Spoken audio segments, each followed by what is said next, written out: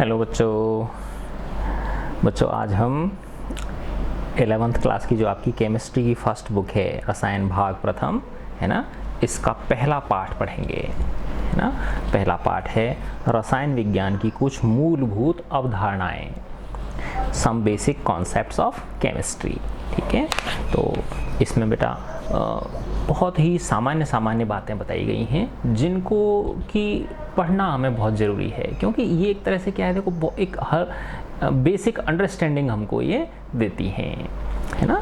तो देखो बेटा मैं ये पूरा पढ़ के सुनाऊंगा आपको है ना। अब आपको एक यूँ लग सकता है कि ये है ना पूरा क्यों पढ़ रहे हैं, एक एक लाइन क्यों पढ़ रहे हैं आप है ना, हमें तो आप जो है ना मोस्ट चीज़ें बता दो बेटा। लेकिन ये जो है ना पूरी बुक की रीडिंग की आदत डालो आप लोग है ना, क्योंकि तारतम्य तभी बनता है जब हम पूरी बुक पढ़ते हैं। ठीक है, देखो रसायन विज्ञान अणुओं और उनके रूपांतरण का विज्ञान है ना। जो अणु होते हैं और उनका जो ट्रांसफॉर्मेशन होता है उसका साइंस है ये।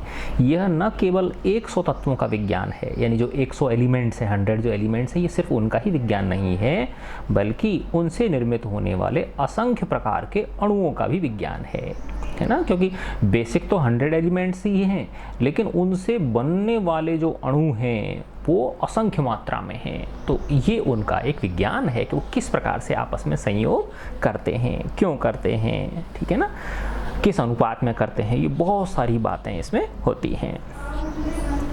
ठीक है, देखो बेटा विज्ञान को मानव द्वारा प्रकृति को समझने और उसका वर्णन करने के लिए ज्ञान को व्यवस्थित करने के निरंतर प्रयास के रूप में देखा जा सकता है। आपने अपनी पिछली कक्षाओं में जाना कि हम प्रतिदिन प्रकृति में उपस्थित विभिन्न पदार्थों और उसमें परिवर्तनों को देखते हैं। दूध से दही का बनना, कर्ड बनना, लंबे समय तक गन्ने के रस को रखने पर उससे सिरका बनना है ना। सिरका क्या होता है, विनेगर बनना। ठीक है, लोहे में जंग लगना, रस्टिंग ऑफ आयरन, लोहे में जंग लगना परिवर्तनों के कुछ ऐसे उदाहरण हैं जिन्हें हम बहुत बार देखते हैं। सुविधा के लिए विज्ञान को विभिन्न शाखाओं जैसे रसायन, भौतिकी, जीव विज्ञान, भूविज्ञान है ना, जियोलॉजी आदि में वर्गीकृत किया गया है। विज्ञान की वह शाखा जिसमें पदार्थों के संश्लेषण का मतलब क्या होता है, उनका बनाना, प्रिपरेशन जो होती है, प्रिपरेशन बोल दो है ना, या सिंथेसिस बोल दो। संगठन यानी किस चीज़ से बने हुए हैं वो है ना, कंपोजिशन क्या है उनका, या उनका स्ट्रक्चर क्या है ना। तो संश्लेषण तो क्या हो गया, प्रिपरेशन या सिंथेसिस। संगठन क्या हो गया बेटा, उनका कंपोजिशन है ना, या उनका स्ट्रक्चर। गुणधर्म, प्रॉपर्टीज और अभिक्रियाओं, उनकी जो रिएक्शंस होती हैं उनका अध्ययन किया जाता है, वो रसायन कहलाती है। ठीक है ना। रसायन विज्ञान का विकास कैसे हुआ। रसायन जैसा आज हम इसे समझते हैं बहुत पुराना विज्ञान नहीं है। रसायन का अध्ययन केवल उसके ज्ञान के लिए नहीं किया गया, अपितु यह दो रोचक वस्तुओं के खोज के कारण उभरा। और ये दो रोचक वस्तुएं क्या थीं। पहला, पारस पत्थर जो लोहे और तांबे जैसी धातुओं को सोने में बदल सकता हो है ना। तो ऐसी प्राचीन एक वो थी, धारणा थी, कोई एक पारस पत्थर होता है जो लोहे और तांबे को किस में बदल देता है, सोने में बदल देता है। ठीक है ना। तो पारस पत्थर को इंग्लिश में क्या बोलते हैं, फिलोसोफर्स स्टोन। फिलोसोफर्स यानी दार्शनिक का स्टोन। दूसरा, अमृत, जिसे अमृत प्राप्त हो जाए है ना, एलिक्सिर ऑफ लाइफ है ना, उससे हमको क्या मिल जाए, इमॉर्टलिटी मिल जाए है ना। तो इस खोज इसलिए की गई, लेकिन ये चीज़ तो है ना मिली नहीं लेकिन और बहुत सारे जो सामान्य जन जीवन में आधारित होने वाले जो पदार्थ हैं वो मनुष्य को प्राप्त हो गए। प्राचीन भारत में लोगों को आधुनिक विज्ञान के उभरने से बहुत पहले से अनेक वैज्ञानिक तथ्यों की जानकारी थी। वह उस ज्ञान का उपयोग जीवन के विभिन्न क्षेत्रों में करते थे। रसायन का विकास प्रमुखतः 1300 से 1600 सीई होता है बेटा, कॉमन ईरा। सी की फुल फॉर्म क्या होती है, कॉमन ईरा।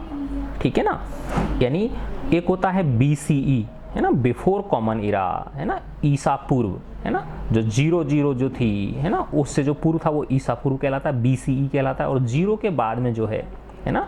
अब जैसे क्या चल रहा है, 2020 चल रहा है ये, तो जीरो के बाद हम 2020 वर्ष आगे आगे कि नहीं आगे, तो ये CE है, कॉमन ईरा है ये, ठीक है ना।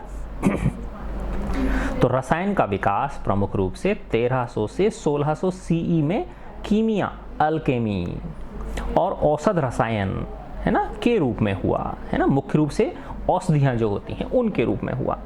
आधुनिक रसायन ने 18वीं शताब्दी में, है ना, जो ये आधुनिक केमिस्ट्री है ना, मॉडर्न जो केमिस्ट्री है, आधुनिक रसायन ने 18वीं शताब्दी में यूरोप में कुछ एल्केमी परंपराओं के पश्चात आकार प्राप्त किया, जो यूरोप में अरबों द्वारा लाई गई थी, है ना। यूरोप में कहाँ से पहुंची, वो अरब्स के द्वारा पहुंची।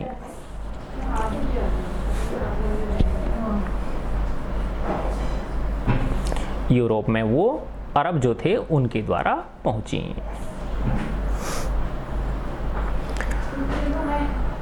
दूसरी संस्कृतियां, विशेषकर चीनी और भारतीय में अपनी अलग अल्केमी परंपराएं थीं, जिनके रासायनिक प्रक्रम और तकनीकी की जानकारी अधिक थी। प्राचीन भारत में, पुरातन भारत में रसायन को रसायन शास्त्र, रसतंत्र, रसक्रिया और रस विद्या कहा जाता था। ये उसके क्या थे, कॉमन नेम्स थे, इन नामों से पुकारा जाता था। इनमें धातु कर्म, मेटलर्जी, है ना, इनमें धातु कर्म यानी मेटलर्जी, औषध, है ना, कांतिवर्धक, कांतिवर्धक कौन होते हैं बेटा, कांतिवर्धक बोलते हैं कॉस्मेटिक्स को, है ना, जैसे चमक बढ़ती है, कॉस्मेटिक्स, कांच, रंजक, डाइज को बोलते हैं, इत्यादि सम्मिलित थे। सिंध में मोहनजोदड़ो और पंजाब में हड़प्पा में की गई योजनाबद्ध खुदाई से यह सिद्ध होता है कि भारत में रसायन के विकास की कहानी बहुत पुरानी है। पुरातात्विक परिणामों से हमें पता चलता है कि निर्माण के लिए पक्की ईंटों का प्रयोग किया होता था उस जमाने में, है ना। किसका प्रयोग होता था, पक्की ईंटों का प्रयोग होता था, ठीक है ना, पक्की ईंटों का प्रयोग होता था। और मिट्टी के बर्तनों का उत्पादन अधिक मात्रा में किया जाता था। प्राचीन काल में मिट्टी के बर्तनों का उत्पादन भी अधिक मात्रा में किया जाता था। इसे प्राचीनतम रासायनिक प्रक्रम माना जाता था, प्रोसेस माना जा सकता है, जिसमें वांछनीय गुण, डिजायर्ड जो प्रॉपर्टीज होती हैं, प्राप्त करने के लिए पदार्थों को मिलाकर ढाला, है ना। ढालने का मतलब क्या होता है, उनको गर्म करके, है ना, पिघला के और मनचाहा रूप दे देना, और अग्नि द्वारा गर्म किया जाता था। मोहनजोदड़ो में ग्लेज किए हुए मिट्टी के बर्तनों, ग्लेज का मतलब होता है बेटा मिट्टी के बर्तन होते हैं और उनके ऊपर क्या होता है, एक परत चढ़ा देते हैं। जैसे तुमने देखा होगा जो वो होती है ना, बर्नी होती है, इसमें अचार वचार डालते हैं, तो वो ऊपर से चिकनी होती है ना, तो वो ग्लेजिंग की हुई होती है उसके ऊपर, है ना। ऐसे जैसे ये कप होते हैं, है ना, चाय के कप हैं, ये सब क्या है, मिट्टी के बने होते हैं, ऊपर से क्या होती है ना, ग्लेजिंग की हुई होती है ना। तो मोहनजोदड़ो में ग्लेज किए हुए मिट्टी के बर्तनों के अवशेष प्राप्त हुए। अब देखो बेटा, है ना, इसका मतलब क्या है, उस जमाने में भी ये रसायन शास्त्र वो कितना उन्नत था। निर्माण कार्य में जिप्सम सीमेंट का उपयोग किया गया है, जिसमें चूना, रेत और सूक्ष्म मात्रा में CaCO3 कैल्शियम कार्बोनेट मिलाया गया है। हड़प्पा के लोग फैंस बनाते थे, जो एक प्रकार का कांच होता था, जिसका उपयोग आभूषणों में किया जाता था। वह सीसा, चांदी, सोना और तांबा जैसी धातुओं को पिघलाकर और फोर्जन द्वारा विभिन्न प्रकार की वस्तुएं बनाते थे। फोर्जिंग के द्वारा विभिन्न प्रकार की वो वस्तुएं बनाते थे।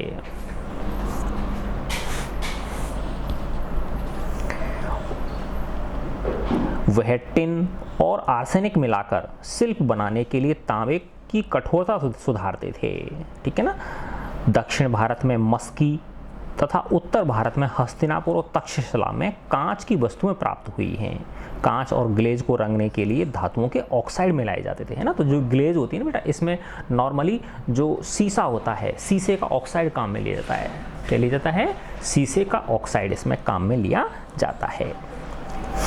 भारत में तांबे के धातु कर्म यानी मेटलर्जी, है ना, तांबे की जो धातु कर्म का प्रारंभ उपमहाद्वीप में, भारतीय उपमहाद्वीप में ताम्र युग के प्रारंभ से ही शुरू हो गया था।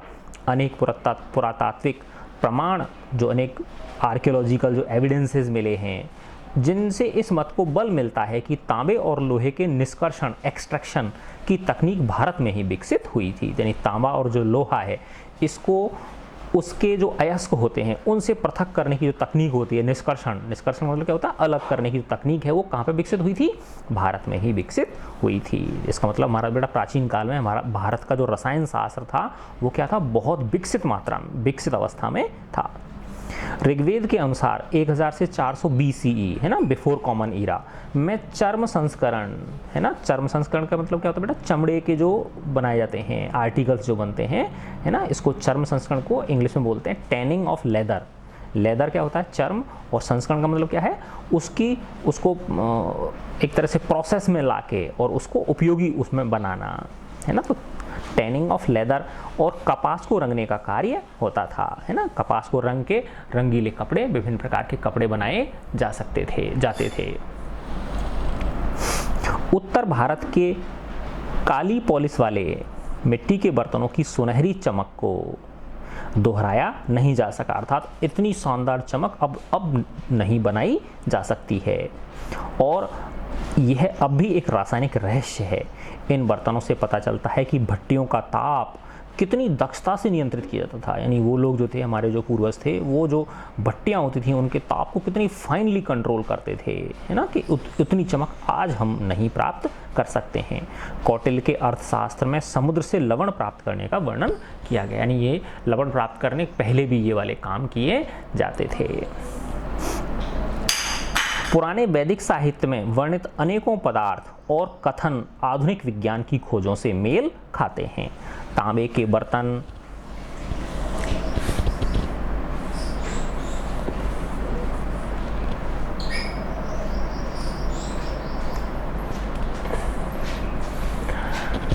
हाँ अब ठीक दिख रहा है आपको, गुड। तांबे के बर्तन, लोहा, सोना, चांदी के आभूषण और टेराकोटा तस्तरियाँ है ना, तथा चित्रकारी किए हुए मिट्टी के सलेटी बर्तन उत्तर भारत के बहुत से पुरातत्व स्थलों से प्राप्त हुए हैं। सुश्रुत संहिता में क्षारकों को इंग्लिश में क्या बोलते हैं? एल्केलाइन है ना, एल्केलीज, ठीक है ना। एल्केलीज का महत्व समझाया गया है। चरक संहिता में पुरातन काल के उन भारतीयों का उल्लेख है जिन्हें सल्फ्यूरिक अम्ल, नाइट्रिक अम्ल, यानी ये चीज़ भी बनाना आता था उनको, सल्फ्यूरिक अम्ल, नाइट्रिक अम्ल और तांबे, टिन और जस्ते के ऑक्साइड, तांबे, जस्ते और लोहे के सल्फेट एवं शीशे तथा लोहे के कार्बोनेट बनाना आता था। रसोपनिषद में बारूद बनाने का विवरण मिलता है। बारूद किसको बोलते हैं? गन पाउडर जो होता है, बारूद बनाने का विवरण मिलता है। तमिल साहित्य में भी गंधक, चारकोल, साल्ट पीटर है ना, देखो कॉमा लगा लेना बेटा ये चारकोल के बाद, charcoal, salt Peter, potassium nitrate को बोलते हैं, KNO3 को, पारा, HG और कपूर के उपयोग से पटाखे बनाने का विवरण भी मिलता है, ठीक है ना। नागार्जुन एक महान भारतीय वैज्ञानिक हुए हैं। वह एक विख्यात रसायनज्ञ, अल्केमिस्ट तथा धातु विज्ञानी भी थे, मेटलर्जिस्ट भी थे। उनकी रचना रस रत्नाकर पारे के यौगिकों से संबंधित है। उन्होंने धातुओं जैसे सोना, चांदी, टिन और तांबे के निष्कर्षण की भी विवेचना की है। 1800 CE कॉमन ईरा के आसपास एक पुस्तक रसारनवम आई, ये उन्होंने लिखी। इसमें विभिन्न प्रकार की भट्टियों है ना, इसमें विभिन्न प्रकार की भट्टियों, अवनों, ओवन किसको बोलते हैं? जो ओवन होती हैं है ना, भट्टी, ओवन और क्रूसिबल ये सब क्या है बेटा? ये गर्म करने के पदार्थ वो हैं, ये उपकरण हैं जिनमें कि उनको धातुओं को उनको पिघलाया जाता था।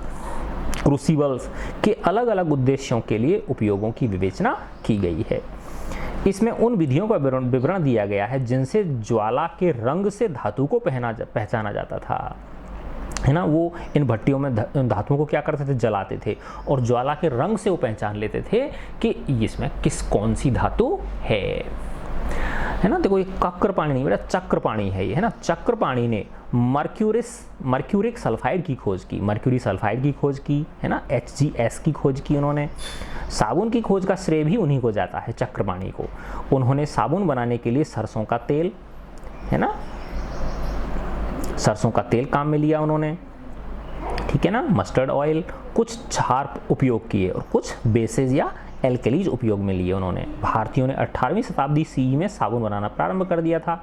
साबुन बनाने के लिए अरंड का तेल, महुआ के बीज और कैल्शियम कार्बोनेट का उपयोग किया जाता था, है ना, तो इनका उपयोग किया जाता था। अजंता और एलोरा की दीवारों पर पाई गई चित्रकारी, अजंता और एलोरा की दीवारों पर पाई गई चित्रकारी जो अनेकों वर्ष बाद भी नई जैसी लगती है, पुरातन भारत में विज्ञान का ज्ञान शिखर पर होना सिद्ध करती है। यानी वो चित्रकारी आज भी इतने वर्षों बाद भी इतनी ऐसी लगती है कि अभी करी है ये, है ना, नहीं तो फेड हो जाती है ना चीज़ें। इसका मतलब उनमें जो रसायन उपयोग में लिए गए हैं वो बहुत ही परिशुद्धता से उनको निर्मित किया गया है। वराह मिहिर की बृहद संहिता, जिसे 6वीं शताब्दी CE में लिखा गया था, एक प्रकार का विश्वकोश है, एनसाइक्लोपीडिया है वो। इसमें दीवारों, छतों, घरों और मंदिरों पर लगाए जाने वाले लसदार पदार्थ, है ना, लगाए जाने वाले लसदार पदार्थ, है ना, ग्लूटिनस, लसदार को इंग्लिश में ग्लूटिनस बोलते हैं, ग्लूटिनस पदार्थ को बनाने की जानकारी है। इसे केवल पौधों, फलों, बीजों और छालों के रस से बनाया जाता था, तो इनसे बनाया जाता था उसको, ठीक है ना, जिन्हें उबालकर गाढ़ा करने के बाद उनमें कई प्रकार के रेजिन मिलाए जाते थे, है ना, चिकने पदार्थ मिलाए जाते थे।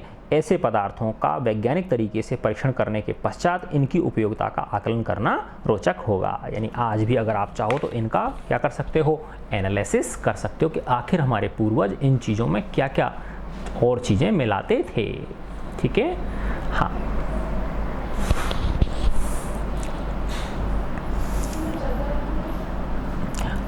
अथर्ववेद, है ना, 1000 BCE, है ना, ये बिफोर कॉमन इरा 1000 BCE में है। इसका मतलब देखो बेटा 2020 तो अब हो गया और 0 पे पहुंच गए अपन 2020 से, और फिर उससे पीछे 1000 पीछे वर्ष और चले जाओ तो यानी 3020 वर्ष पहले।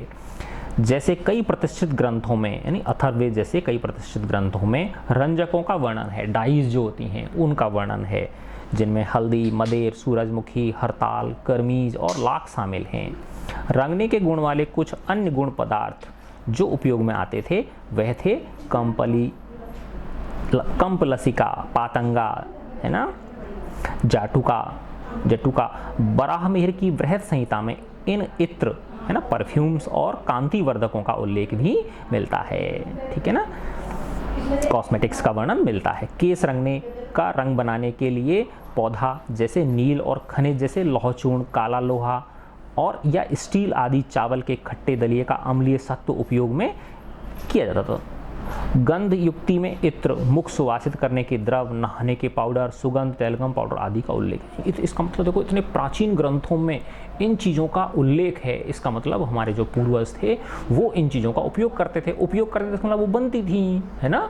तो ये क्या है, बहुत ही उत्कृष्ट कोटि का रसायन विज्ञान उस समय प्रचलन में था, ठीक है ना। अब देखो बेटा इसके बाद में ये जो है ना, ये बहुत कॉमन सी चीज़ें हैं, है ना, तो मैं इसको एक बार छोड़ रहा हूँ, है ना, एक बार आप खुद इसकी रीडिंग लगा लेना, है ना। देखो ये जो चीज़ है इसमें कोई ऐसा कोई विशेष मुझे नहीं लगा, है ना, जो चीज़ थी वो मैंने आपको पढ़ा दी। अब अपन यहाँ से आते हैं रसायन विज्ञान का महत्व, कि क्या महत्व है केमिस्ट्री का, ठीक है। विज्ञान में रसायन विज्ञान की महत्वपूर्ण भूमिका है बेटा। ये इस तरह से देखो करीब मेरे हिसाब से 8 या 10 वीडियो में पूरा हो पाएगा ये लेसन, है ना, लेकिन मैं आपको सारा एक एक लाइन पढ़ाना चाहता हूँ ये, है ना, क्योंकि आपके अंदर बुक रीडिंग की आदत आए, है ना, और वो बहुत ज़रूरी होती है, ठीक है ना। क्वेश्चंस आप तभी सॉल्व कर पाओ जब एक एक लाइन आपने पढ़ी हुई होगी, ठीक है ना। तो एक बार पढ़ो, 2 बार पढ़ो, 3 बार पढ़ो इन चीज़ों को, ठीक है ना। जितनी बार पढ़ोगे उतना ही नया समझ में आएगा, उतना ही ज़्यादा समझ में आएगा पिछली बार से। ईमानदारी से पढ़ो बेटा, ठीक है ना। विज्ञान में रसायन विज्ञान की महत्वपूर्ण भूमिका है जो प्राय विज्ञान की अन्य शाखाओं के साथ अभिन्न रूप से जुड़ी हुई है। यानी सब ये जो चीज़ें हैं, फिजिक्स, केमिस्ट्री, बायो, ये है ना, सब एक दूसरे के साथ जुड़ी हुई हैं। रसायन विज्ञान के सिद्धांतों का व्यावहारिक उपयोग विभिन्न क्षेत्रों जैसे मौसम विज्ञान, मस्तिष्क की कार्यप्रणाली, कंप्यूटर प्रचालन तथा उर्वरकों, है ना, फर्टिलाइजर्स, क्षारों, एल्केलीज अम्ल, लवण, साल्ट, रंगों, बहुलकों, पॉलीमर्स, दवाओं, मेडिसिन, साबुनों, अपमार्जकों, धातुओं, मिश्र धातुओं, अलॉयज आदि सहित नवीन सामग्री के निर्माण में लगे रासायनिक उद्योगों में होता है ना। तो इन सिद्धांतों का हम इसलिए पढ़ते हैं क्योंकि इन सिद्धांतों का इतने सारे पदार्थों के निर्माण में इनका उपयोग होता है, तो इसलिए ये सिद्धांत हमको पढ़ने जरूरी है। तो ये बेस देती हैं। कई बार बच्चों के मन में आता है ये क्यों पढ़ रहे हैं हम, है ना। तो बेटा जो भी तुम चीज़ ऐसे समझो, तुम साबुन से नहा रहे हो तो वो साबुन जो बन रहा है ना, उसमें कितने सारे केमिकल्स उपयोग हो रहे हैं, है ना। तो ये सब चीज़ें किस पे आधारित हैं? रसायन विज्ञान के ज्ञान पे आधारित हैं। ठीक है। दवाइयाँ हैं, है ना बेटा, देखो बहुत बड़ा, हाँ यस, दवाइयाँ जो होती हैं ना वो सब क्या हैं? केमिकल्स होती हैं, ठीक है ना, जो हमको पौधों से मिलती हैं और जो क्या नाम है वो होते हैं खनिज होते हैं उनसे मिलती हैं। तो कितनी इंपॉर्टेंट होती हैं बताओ दवाइयाँ। तो इसलिए हमको रसायन शास्त्र पढ़ना आवश्यक है। रसायन विज्ञान राष्ट्र की अर्थव्यवस्था में भी महत्वपूर्ण भूमिका निभाता है। मानव के जीवन को ऊंचा उठाने हेतु भोजन, स्वास्थ्य, सुविधाओं की वस्तुएं और अन्य सामग्री की आवश्यकताओं को पूरा करने में भी इसकी महत्वपूर्ण भूमिका है। विभिन्न उर्वरकों, जीवाणु फर्टिलाइजर्स, जीवाणुनाशकों, जर्मीसाइड्स तथा कीटनाशकों, इंसेक्टिसाइड्स की उत्तम किस्मों का उच्च स्तर पर उत्पादन इसके कुछ उदाहरण हैं। रसायन विज्ञान प्राकृतिक स्रोतों से जीवन रक्षक, इसमें क्या है बेटा? प्राकृतिक स्रोतों से ही, है ना, प्राकृतिक स्रोतों से जीवन रक्षक औषधों के निष्कर्षण की विधियां बताता है ना। प्राकृतिक स्रोतों से जीवन रक्षक औषधियों के निष्कर्षण की क्या बताता है? ये विधियां बताता है और उनके संश्लेषण को संभव बनाता है, निर्माण को, है ना, उनके प्रिपरेशन को क्या बनाता है? संभव बनाता है। ऐसे औषधों के उदाहरण हैं कैंसर की चिकित्सा में प्रभावी औषधियाँ, है ना बेटा। देखो कैंसर की जो चिकित्सा होती है उसमें जो प्रभावी औषधि हैं उनका निर्माण केमिस्ट्री के द्वारा किया जाता है, जैसे सिलप्टालिन, है ना, सिसप्टालिन, सीसप्लाटिन, अच्छा सीसप्लाटिन तथा टैक्सोल, है ना, सीसप्लाटिन तथा टैक्सोल। और एड्स से ग्रस्त रोगियों के उपचार हेतु उपयोग में आने वाली औषधि एजिडोथाइमिडिन, AZT, ठीक है ना। तो ये सब क्या है? केमिस्ट्री के द्वारा ही संभव हुआ है। कैंसर जैसी दवाइयाँ, एड्स की दवाइयाँ, ठीक है ना। रसायन विज्ञान राष्ट्र के विकास में भी अत्यधिक योगदान देता है। रासायनिक सिद्धांतों की बेहतर जानकारी होने के बाद अब, हाँ देखो बेटा कितनी इंपॉर्टेंट चीज़ है ये कि विशिष्ट चुंबकीय, है ना, ऐसे चुंबकीय पदार्थ बनने लगे हैं आजकल केमिस्ट्री की सहायता से जिनमें विशिष्ट प्रकार के चुंबकीय गुण हैं, विद्युतीय विशेष प्रकार के विद्युतीय गुण हैं उनके अंदर, और प्रकाशीय गुण या धर्मयुक्त, जैसे वो ऑप्टिकल फाइबर लाइंस होती है ना, OFC जो लाइन होती हैं जिस पर कंप्यूटर इंटरनेट चलता है वो, तो इस प्रकार के गुणधर्म युक्त पदार्थ संश्लेषित करना संभव हो गया है ना, बनाना संभव, यानी आर्टिफिशियली इनका निर्माण करना संभव हो गया है रसायन शास्त्र के उपयोग से, जिसके फलस्वरूप अतिचालक सिरेमिक, है ना, यानी जो सिरेमिक्स होते हैं ना, जो मिट्टी के विभिन्न प्रकार की जो ऐसी कठोर मिट्टियां होती हैं उनसे सुपर कंडक्टर्स बनाने लगे हैं। सुचालक बहुलक, है ना, प्लास्टिक जैसे होते हैं ना पॉलीमर्स, उनको भी कंडक्टिंग बनाया जाने लगा है अब, है ना। शोध चल रहे हैं कि इनमें प्लास्टिक के वायर कैसे बनाए जा सके जिनमें बिजली चल सके। प्रकाशीय फाइबर तंतु जैसे पदार्थ संश्लेषित किए जा सकते हैं। रसायन विज्ञान ने उपयोगी वस्तुएं जैसे अम्ल, क्षार, रंजक, डाइज, बहुलक, पॉलीमर्स इत्यादि बनाने वाले उद्योग स्थापित करने में सहायता की है। यह उद्योग राष्ट्र की अर्थव्यवस्था में महत्वपूर्ण योगदान देते हैं और रोजगार उपलब्ध कराते हैं, ठीक है ना। तो बेटा देश की प्रगति में है ना इनकी भागीदारी। पिछले कुछ वर्षों में रसायन शास्त्र की सहायता से पर्यावरणीय प्रदूषण से संबंधित कुछ गंभीर समस्याओं को काफी सीमा तक नियंत्रित किया जा सका है ना।